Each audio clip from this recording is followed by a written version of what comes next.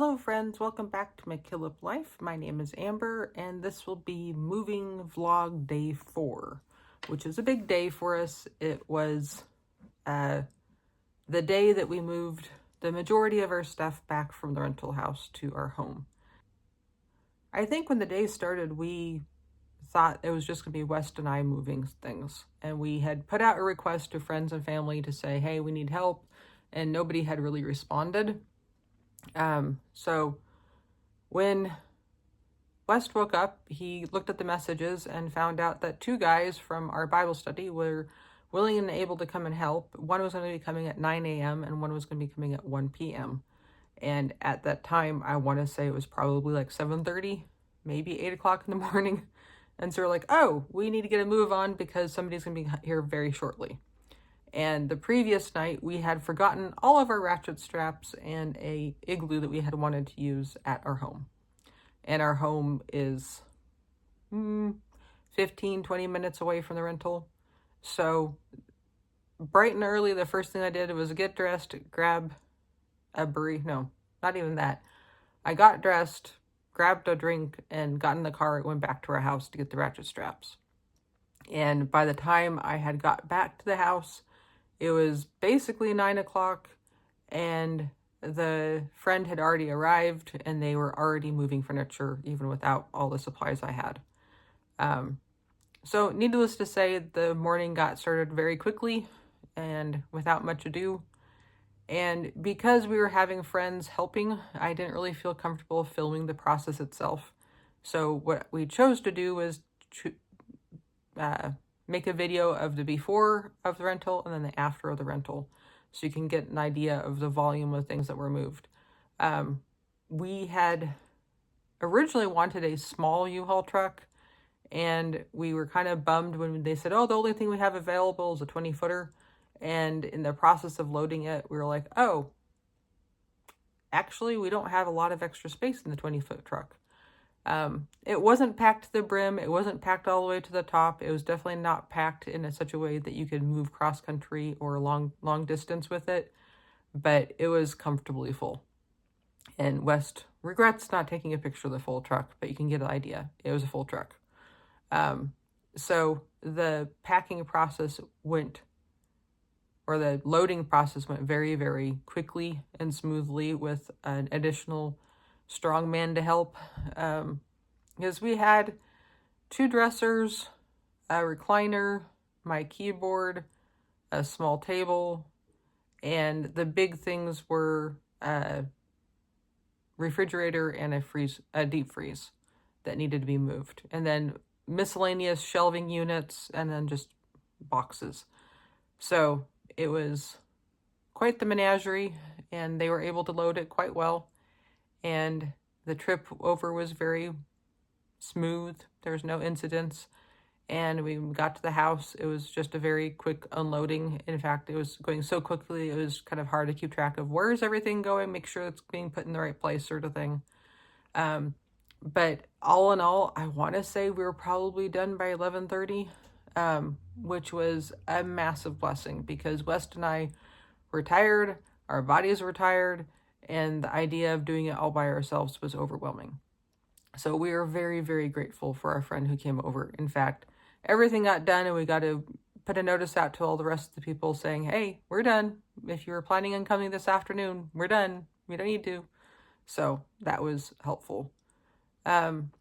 After that, West and I had lunch and took a nap. It was a wonderful nap. We actually laid down and were able to truly rest for several hours.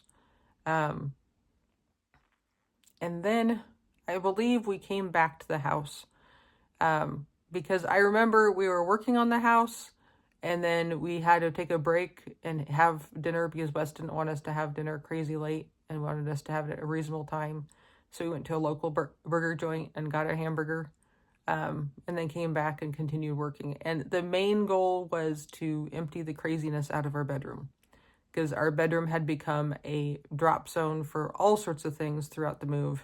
And when we brought all the boxes back to the house, I had consolidated all the things for the kitchen and the garage. And I basically said, a lot of the boxes that were dropped in our bedroom were kitchen boxes that I had packed when we moved out, because at that point we couldn't put anything in the garage because the garage was used for water heaters and washers and dryers and rather random appliances and parts of furniture, and it really wasn't set up for storage.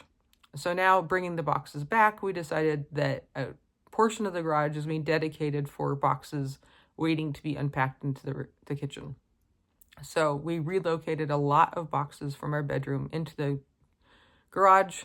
So all the kitchen boxes are in one place, and then sorted through the other random stuff that was in our bedroom and put them away and put them in the places that made most sense. Because with us wanting to sleep in this room the next week, it cannot be a drop zone. It cannot be a place of chaos. It needs to be a place of peace. And so that was our biggest goal, was just to clear the floor space in the bedroom and make it so we could walk around it and the dogs can understand the space, especially bringing back our blind dog. We don't want to bring him back to a place that he kind of remembers, but it's not the same because he's bumping into a bunch of stuff all the time.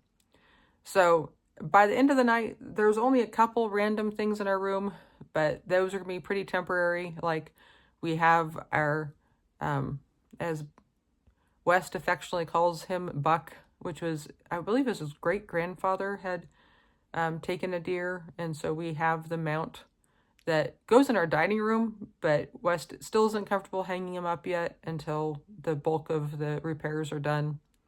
And so he's still in our room, but that's going to be pretty short because we're hoping on Monday, when they bring stuff back from storage, by the end of that day, we can probably hang him up again.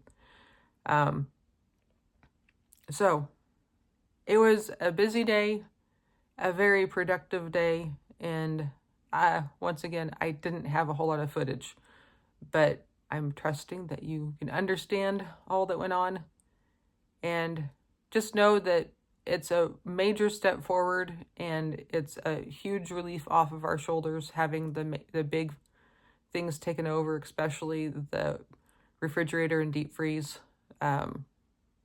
Just having them set up and having them over here. So the only things left to move out of the rental are the essential things that we are living with day to day.